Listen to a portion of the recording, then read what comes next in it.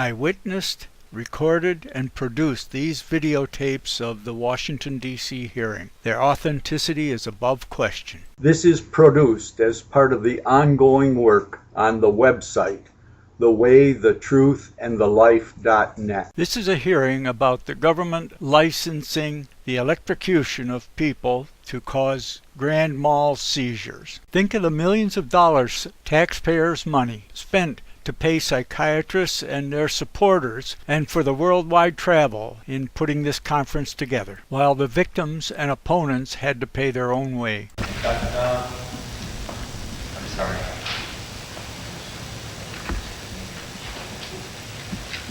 I think I would like to comment on the Artelius study, which Dr. Braden and I both seem to be very fond of. But I think that we're reading different pages. In fact, you talked about the ghost cells, which he found in the animals who had had seizures. But in fact, he found it in the controls as well, the ghost cells. Why he found dark neurons to be increased in the animals who had had seizures, and as he went on using the perfusion fixation, and in fact cutting the blocks in the soft brain tissue, I think that he also himself mentioned that it might be artifact and not the result of seizures. May I respond just briefly? Yes. Thank you. Artelius had 57 cats, 41 shot, 16 controls not shot. He used only 4 to 16 shots. He had complete double blind. This is not an artifact problem. He is reporting from a totally double blind study. Nobody knew which animals had been shot and unshot when they were looked at under the microscope. And he lists changes in cell walls, acute edema, multiple temperatures as his findings, including cell death, which he specifically cites, as do the Columbia studies. And to quote, he says, the question of whether or not irreversible damage to nerve cells may occur must be answered in the affirmatively. This is the very best study, but it also confirms the studies out of Columbia. Dr. Weiner.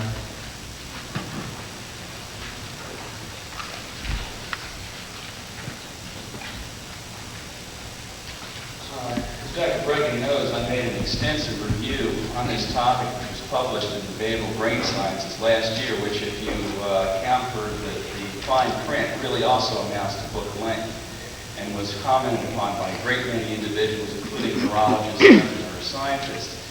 In my very careful reading of the entire Hartelius article, it was very clear that Hartelius himself felt that any degree of irreversible cell change was minimal at best, and he was singularly unimpressed with the degree of irreversible changes that occurred. These are words that he used themselves, despite the quote, which Dr. Bregan is desperately looking for now, which Hartelius later contradicts himself in the same article.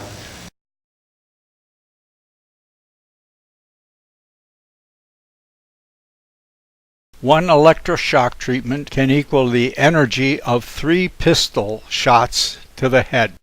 Dr. Rose accepted 2 pieces of literature for reference. I would hope and you might make copies available for the panel. We're talking about having at least accurate information on the device and what we're using. And the one copy is the Thymatron, the brochure on a single sheet handout on the Thymatron pulse ECT device. And in there it shows the physical characteristics. I've also included a current Winchester ammunition catalog because it shows the energy with which the bullets have. But running this machine at its maximum brings 201 joules of energy. That is 148 foot-pounds.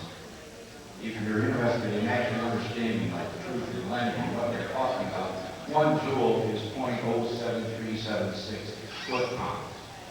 But what this means is this device, when operated at its maximum capacity, will lift a 1 pound weight 148.7 feet.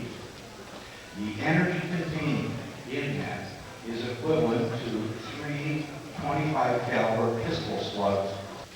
Now that is just pure factual data. To give that lifting of 1 pound energy equivalence in informed consent, how could you not do that? And if you're going to give a procedure, the total energy and the total time are the physical parameters that characterize the device. How could you not include that information? And if a doctor prescribes a drug, he has to record the prescription. Why isn't the total time and the total energy recorded? This has been an experimental hazardous device for years now. Why hasn't this information been gathered that we could be talking with concrete objective facts rather than subjective opinions of psychiatrists and patients? One electroshock treatment can equal the energy of 3 pistol shots to the head. All right, out with your gun. Out with your gun.